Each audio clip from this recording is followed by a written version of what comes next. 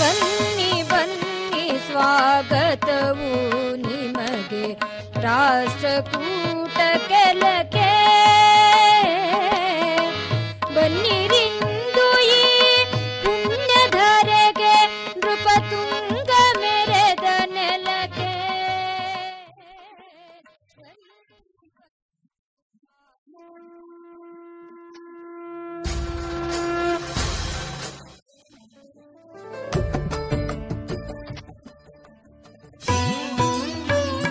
ಶ್ರೀ ಕೊತ್ತಲ ಬಸವೇಶ್ವರ ದೇವಾಲಯ ಪಂಚಮಂಡಳಿ ಸೇಡಂ.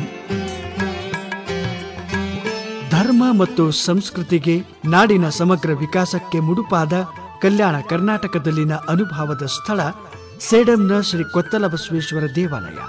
ಬನ್ನಿ, ಸಹ ಬಾಳ್ವೆಯೊಂದಿಗೆ ಶ್ರಮಿಸೋಣ. ಪ್ರಕೃತಿ ಕೇಂದ್ರಿತ ಸಮಗ್ರ ವಿಕಾಸಕ್ಕಾಗಿ ದುಡಿಯೋಣ.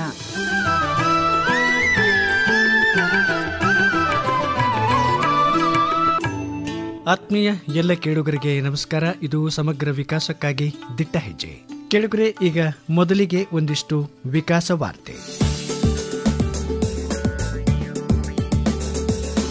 ಸೇಡಂನ ಶ್ರೀ ಕೊತ್ತಲ ಬಸವೇಶ್ವರ ಭಾರತೀಯ ಶಿಕ್ಷಣ ಸಮಿತಿ, ವಿಕಾಸ್ ಅಕಾಡೆಮಿ ಕಲಬುರಗಿ ಇವುಗಳ ಆಶ್ರಯದಲ್ಲಿ ಯಾದಗಿರಿಯ ಲಕ್ಷ್ಮೀನಗರದ ಲಕ್ಷ್ಮೀ ದೇವಸ್ಥಾನದಲ್ಲಿ ಮೊನ್ನೆ ಫೆಬ್ರವರಿ 2ನೇ ತಾರೀಕಿನಂದು ಶುಕ್ರವಾರ ದಿವಂಗತ ನೀಲಕಂಠರಾಯ ಎಲೇರಿ ಅವರ ಸ್ಮೃತಿಯಲ್ಲಿ ವಿಶೇಷ ಉಪನ್ಯಾಸ ಮಾಲೆ ಆರಂಭವಾಗಿದೆ. ಈ ಕಾರ್ಯಕ್ರಮ ಫೆಬ್ರವರಿ 6ನೇ ತಾರೀಕಿನವರೆಗೆ ನಡೆಯಲಿದೆ. ಉಪನ್ಯಾಸ ಮಾಲೆ ಸಂಜೆ 6:20ರಿಂದ ಆರಂಭವಾಗಲಿದ್ದು, ಗದಗಿನ ಶ್ರೀ ರಾಮಕೃಷ್ಣ ವಿವೇಕಾನಂದ ಆಶ್ರಮದ ಪರಮ ಪೂಜ್ಯರಾದ ಶ್ರೀ ನಿರ್ಭಯಾನಂದ ಸರಸ್ವತಿ ಸ್ವಾಮೀಜಿ ಅವರು ಉಪನ್ಯಾಸ ನೀಡಲಿದ್ದಾರೆ. ಶ್ರೀ ಚನ್ನಬಸವೇಶ್ವರ ಸಂಸ್ಥಾನ ಹಿರೇಮಠ ಹಾರ್ಕೂಡ್ ಹಾಗೂ ಬಸವ ಕಲ್ಯಾಣ ಕ್ಷೇತ್ರ ಸಮಿತಿ ಬಸವ ಕಲ್ಯಾಣದ ಸಹಯೋಗದಲ್ಲಿ ದ್ವಿತೀಯ ಕಾಯಕ ಉತ್ಸವ ಇದೇ ಫೆಬ್ರವರಿ 10 ಮತ್ತು 11ನೇ ತಾರೀಕಿನಂದು ಬಸವ ಕಲ್ಯಾಣದ ಬಿಕೆಡಿಬಿ ಸಭಾಭವನ ರಥ ಮೈದಾನದಲ್ಲಿ ನಡೆಯಲಿದೆ. ಗೃಹ ಉದ್ಯೋಗ, ಸ್ಥಳೀಯ ಉದ್ಯೋಗವನ್ನು ಪ್ರೋತ್ಸಾಹಿಸುವ ದೃಷ್ಟಿಯಿಂದ ಸ್ಥಳೀಯ ಉತ್ಪನ್ನಗಳ ಪ್ರದರ್ಶನವನ್ನು ಹಮ್ಮಿಕೊಳ್ಳಲಾಗಿದೆ. ಉತ್ತಮ 3 ಜನ ಸ್ವಯಂ ಉದ್ಯೋಗಿಗಳಿಗೆ ಸಮಾರಂಭದಲ್ಲಿ ಪ್ರಶಸ್ತಿ,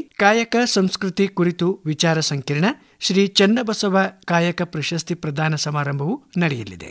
ಮುಂಬರುವ ಫೆಬ್ರವರಿ 11ನೇ ತಾರೀಕಿನಂದು ಸಂಜೆ 6:30 ಕಲಬುರಗಿಯಲ್ಲಿರುವ ವೀರಶೈವ ಕಲ್ಯಾಣ ಮಂಟಪದಲ್ಲಿ ಪದ್ಮಶ್ರೀ ಪುರಸ್ಕೃತರಾದ ಡಾಕ್ಟರ್ ಖಾದರ್ ವಲಿ ಅವರಿಂದ ಆರೋಗ್ಯದ ಗುಟ್ಟು, ಸುಭದ್ರ ಸುಸ್ಥಿರ ಜೀವನ ಕ್ರಮ ಕುರಿತ ವಿಶೇಷ ಉಪನ್ಯಾಸ ಕಾರ್ಯಕ್ರಮವನ್ನು ಹಮ್ಮಿಕೊಳ್ಳಲಾಗಿದೆ. ಹಾಗೆ ಫೆಬ್ರವರಿ 12ನೇ ತಾರೀಕಿನಂದು ಬೆಳಿಗ್ಗೆ 10:30 ಕಲಬುರಗಿಯಲ್ಲಿರುವ ಜ್ಞಾನಸಿಂಚನ ಪಿಯು ಕಾಲೇಜ್ ಆವರಣದಲ್ಲಿ ಡಾಕ್ಟರ್ ಖಾದರ್ ವಲಿ ಅವರಿಂದ ಸಾವಯವ ಸಮಗ್ರ ಕೃಷಿ ಮತ್ತು ಸಿರಿಧಾನ್ಯಗಳ ಸದ್ಬಳಕೆ ಕುರಿತ ರೈತರೊಂದಿಗೆ ಸಂವಾದ ಕಾರ್ಯಕ್ರಮವನ್ನು ಸಹ ಏರ್ಪಡಿಸಲಾಗಿದೆ. ಮುಂಬರುವ ಫೆಬ್ರವರಿ 18ನೇ ತಾರೀಕಿನಂದು ರವಿವಾರ ಕಲ್ಯಾಣ ಕರ್ನಾಟಕ ಪ್ರದೇಶದ ಶಾಲಾ ಕಾಲೇಜು ಮುಖ್ಯಸ್ಥರು ಹಾಗೂ ಮುಖ್ಯ ಗುರುಗಳ ಸ್ನೇಹ ಸಹಮಿಲನ ಕಾರ್ಯಕ್ರಮ ಯಾದಗಿರಿಯಲ್ಲಿರುವ ಚಿತ್ತಾಪುರ ರಸ್ತೆಯಲ್ಲಿನ ಆರ್ಯಭಟ ಅಂತಾರಾಷ್ಟ್ರೀಯ ಶಾಲೆಯಲ್ಲಿ ಆಯೋಜಿಸಲಾಗಿದೆ. ಕಾರ್ಯಕ್ರಮ ಬೆಳಿಗ್ಗೆ 10 ಗಂಟೆಯಿಂದ ಆರಂಭವಾಗಲಿದ್ದು, ಕೊತ್ತಲ ಬಸವೇಶ್ವರ ಭಾರತೀಯ ಶಿಕ್ಷಣ ಸಮಿತಿಯ ಅಧ್ಯಕ್ಷರಾದ ಪರಮ ಪೂಜ್ಯ ಶ್ರೀ ಸದಾಶಿವ ಸ್ವಾಮೀಜಿ ಅವರು ಸಾನ್ನಿಧ್ಯವನ್ನ ವಹಿಸಲಿದ್ದು,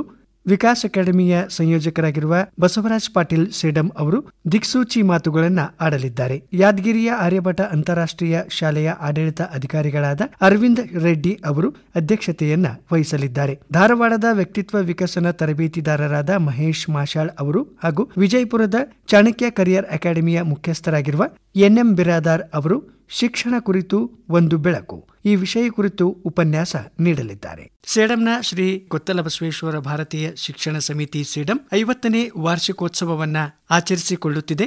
ಕಾರ್ಯಕ್ರಮ ಫೆಬ್ರವರಿ 14ನೇ ತಾರೀಕಿನಂದು ಬುಧವಾರ ವಸಂತ ಪಂಚಮಿ ಎಂದು ನಡೆಯಲಿದೆ. ವರದಾಯಿನಿ ಶ್ರೀ ಸರಸ್ವತಿ ಪೂಜೆಯೊಂದಿಗೆ ಕಾರ್ಯಕ್ರಮ ಆರಂಭವಾಗಲಿದ್ದು, ಶೈಕ್ಷಣಿಕ ಚಿಂತನ ಕೂಟ ಬೆಳಿಗ್ಗೆ 10:35 ಆರಂಭವಾಗಲಿದೆ. ಸ್ಥಳ ಮಾತೃಛಾಯಾ ಆವರಣ ಸೇಡಂ. ಸೇಡಂನ ಶ್ರೀ ಶಿವಶಂಕರೇಶ್ವರ ಮಠದ ಪರಮ ಪೂಜ್ಯ ಶಟಸ್ಥಲ ಬ್ರಹ್ಮಿ ಶ್ರೀ ಶಿವಶಂಕರ ಶಿವಾಚಾರ್ಯ ಮಹಾಸ್ವಾಮಿಗಳು ದಿವ್ಯ ಸಾನ್ನಿಧ್ಯವನ್ನ ವಹಿಸಲಿದ್ದಾರೆ. ನವದೆಹಲಿಯ ಅಖಿಲ ಭಾರತೀಯ ಶಿಕ್ಷಣ ಮಂಡಳಿಯ ಸಂಘಟನಾ ಕಾರ್ಯದರ್ಶಿಗಳಾದ ಬಿಆರ್ ಶಂಕರಾನಂದ ಅವರು ಮುಖ್ಯ ಅತಿಥಿಗಳಾಗಿ ಆಗಮಿಸಲಿದ್ದಾರೆ. ಸೇಡಂನ ಶ್ರೀ ಕೊತ್ತಲ ಬಸವೇಶ್ವರ ಭಾರತೀಯ ಶಿಕ್ಷಣ ಸಮಿತಿಯ ಗೌರವ ಅಧ್ಯಕ್ಷರಾದ ಡಾಕ್ಟರ್ ನಾಗರೆಡ್ಡಿ ಪಾಟೀಲ್ ಸೇಡಂ ಅವರು ನೇತೃತ್ವ ವಹಿಸಲಿದ್ದು, ಸಂಸ್ಥೆಯ ಸಂರಕ್ಷಕರಾಗಿರುವ ಶ್ರೀ ಬಸವರಾಜ್ ಪಾಟೀಲ್ ಸೇಡಂ ಅವರು ಅಧ್ಯಕ್ಷತೆ ವಹಿಸಲಿದ್ದಾರೆ. ಸಂಸ್ಥೆಯ ಹಿರಿಯ ಸೇವಾ ಬಳಗದ ವೀರಣ್ಣ ಮಾದೇನೂರ್ ಹಾಗೂ ಸಂಸ್ಥೆಯ ಹಿರಿಯ ವಿದ್ಯಾರ್ಥಿನಿ ರೇಣುಕಾ ತಾಡೇಪಲ್ಲಿ ಅವರು ಕಾರ್ಯಕ್ರಮದಲ್ಲಿ ಉಪಸ್ಥಿತರಿರಲಿದ್ದಾರೆ. ಕ್ರೀಡೋತ್ಸವ ಮತ್ತು ಸಂಸ್ಕಾರ ಭಾರತಿ ಕಾರ್ಯಕ್ರಮಗಳು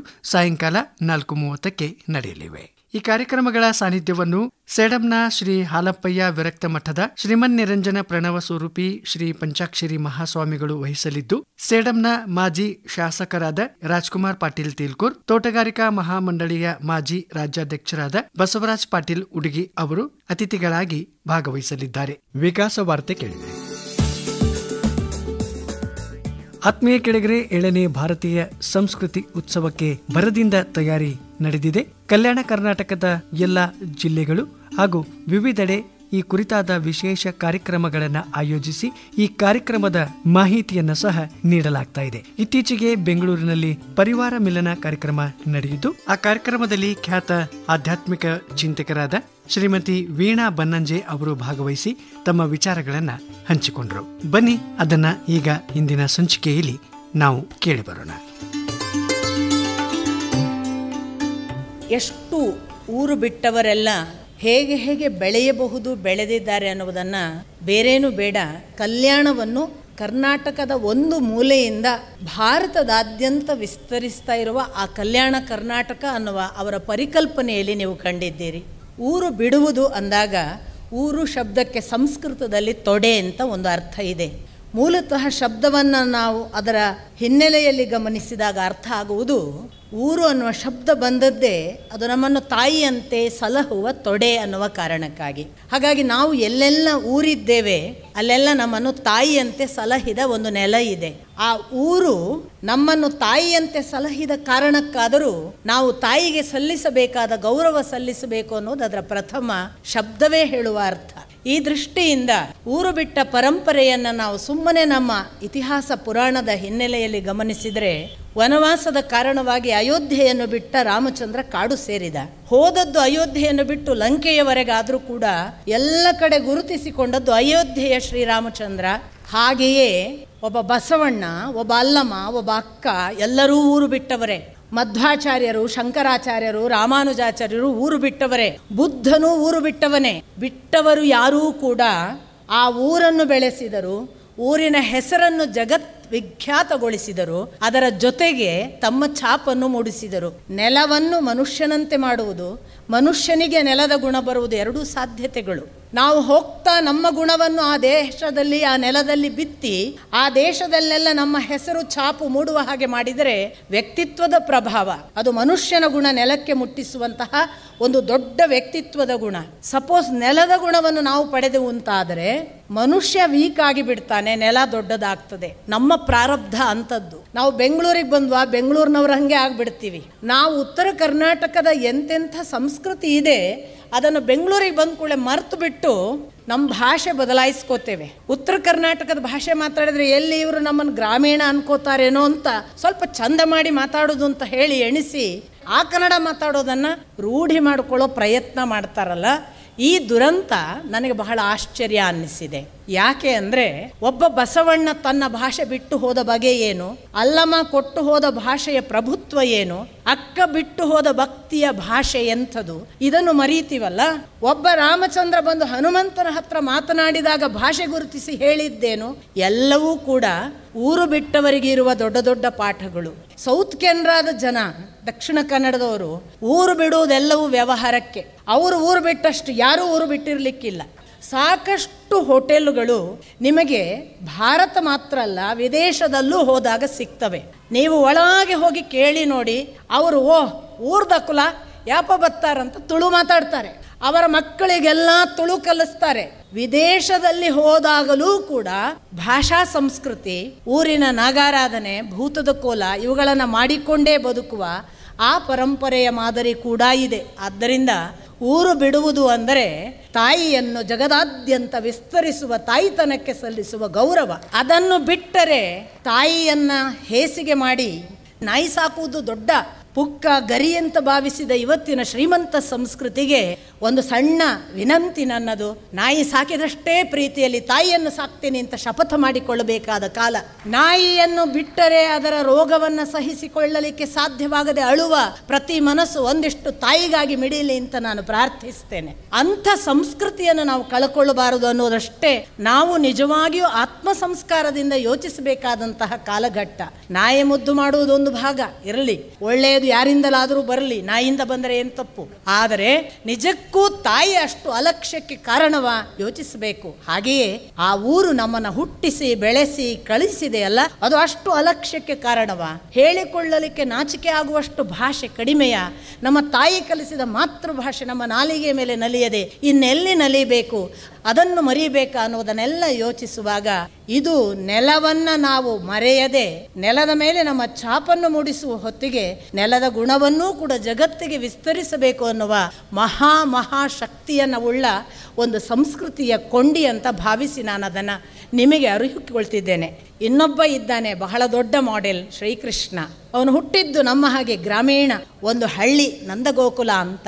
ಹಸುರು ಚೆನ್ನಾಗಿಲ್ಲ, ಹಸುರಿರುವ ಊರಿಗೆ ಹೋಗೋಣ ಅಂತ ವೃಂದಾವನಕ್ಕೆ ಬಂದ. ಆ ವೃಂದಾವನದಿಂದ ಅವನು ಬಂದದ್ದು ದ್ವಾರಕೆಯವರೆಗೆ, ಮಥುರೆಯನ್ನೆಲ್ಲ ದಾಟಿ. ಬರುವಾಗ ಅಪ್ಪ ಅಮ್ಮನಿಗೆ ನೀವು ನನ್ನನ್ನು ಬಿಡಿ ಅಂತ ಅವನೇ ಹೇಳಿಕೊಟ್ಟವ. ಯಾವುದೋ ತಾಯಿಯನ್ನು ತನ್ನ ಮಡಿಲು ಮಾಡಿ ಅಮ್ಮ ಅಂದರೆ ಹೆತ್ತವಳು ಮಾತ್ರ ಅಲ್ಲ ಹೊತ್ತವಳು ಕೂಡ ಅನ್ನುವುದನ್ನು ದೊಡ್ಡ ಸಂದೇಶ ಕೊಟ್ಟು ಅಲ್ಲಿಂದ ವೃಂದಾವನದ ಎಲ್ಲ ಗೋಪಿಕೆಯರನ್ನ ಹೃದಯದಲ್ಲಿ ತುಂಬಿ ಕೊಂಡಾಡಿ ಮತ್ತೆ ನಡೆದದ್ದು ರಾಜಕೀಯದ ಕಾರಣವಾಗಿ ಕ್ರೂರಿಗಳನ್ನು ನಾಶ ಮಾಡುವ ಉದ್ದೇಶ ಇಟ್ಟುಕೊಂಡು ಮಥುರೆಗೆ ಆ ಒಬ್ಬ ತ್ರಿವಕ್ರೆಯಂತಹ ಒಬ್ಬಳನ್ನು ಕೂಡ ಎಷ್ಟು ಪ್ರೀತಿಯಿಂದ ಎತ್ತಿಕೊಂಡ, ಸುಧಾಮನಂತವನನ್ನು ಎಷ್ಟು ಪ್ರೀತಿಯಿಂದ ಸಲಹಿದ, ದ್ವಾರಕೆಯಲ್ಲಿ ಒಂದು ನಾಡನ್ನೇ ಕಟ್ಟಿದ, ಪ್ರಭಾಸದಲ್ಲಿ ತಾನು ಕುರುಹು ಉಳಿಯದಂತೆ ನಡೆದು ಹೋದ. ಹೀಗೆ ನಾವು ಎಲ್ಲಿ ಹೋದರೂ ಏನೇ ಆದರೂ ಅಲ್ಲಿ ನಮ್ಮ ಛಾಪು ಮೂಡಿಸಿ ಈ ನೆಲ ನಮ್ಮದು ಅಂತ ಮಾಡುವ ತಾಕತ್ತು ಇದೆ ಅನ್ನುವುದನ್ನು ಶ್ರೀಕೃಷ್ಣ ತೋರಿಸಿದ್ದಾನೆ. ನಮ್ಮ ಊರಿನ ಭಾಗದಲ್ಲೆಲ್ಲ ಉತ್ತರ ಕರ್ನಾಟಕದ ಭಾಷೆ ಬಹಳ ಅದ್ಭುತವಾದ ಭಾಷೆ. ನಾನು 9 ವರ್ಷಗಳ ಕಾಲ ಆ ನೀರು ಉಂಡ ಋಣ ಇದೆ ನನಗೆ. ಅವರ ಭಾಷೆಯಲ್ಲಿ ಎಂದೂ ಕೂಡ ಅವರು ಊಟ ಕೊಡೋದಿಲ್ಲ, ಊಟ ನೀಡ್ತಾರೆ. ಇದು ಎಂಥ ಶಬ್ದ, ಒಳ್ಳೆಯ ಶಬ್ದ ನೋಡಿ.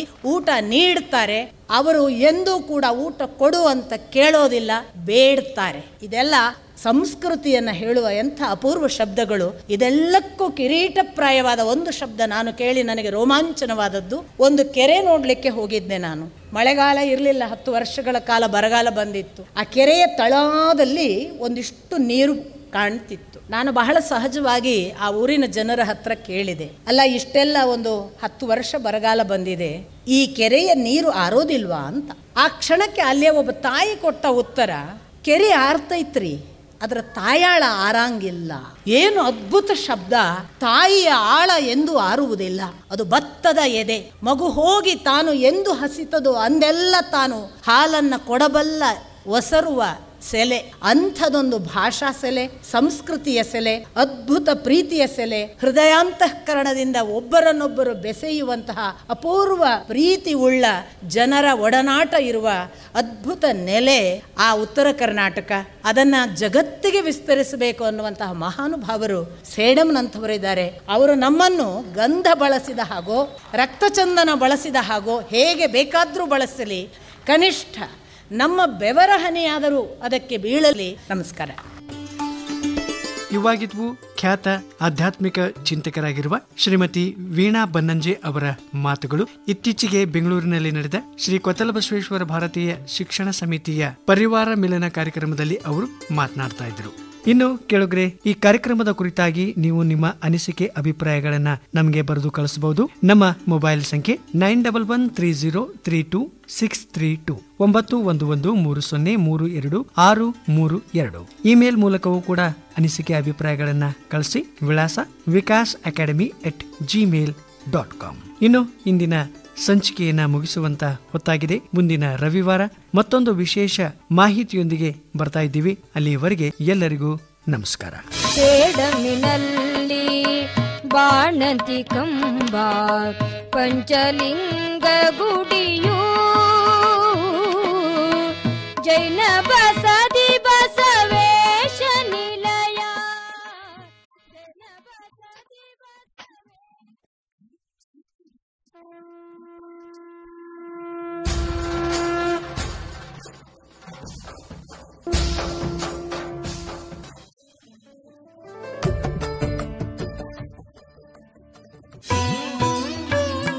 ಶ್ರೀ ಕೊತ್ತಲ ಬಸವೇಶ್ವರ ದೇವಾಲಯ ಪಂಚಮಂಡಳಿ ಸೇಡಂ.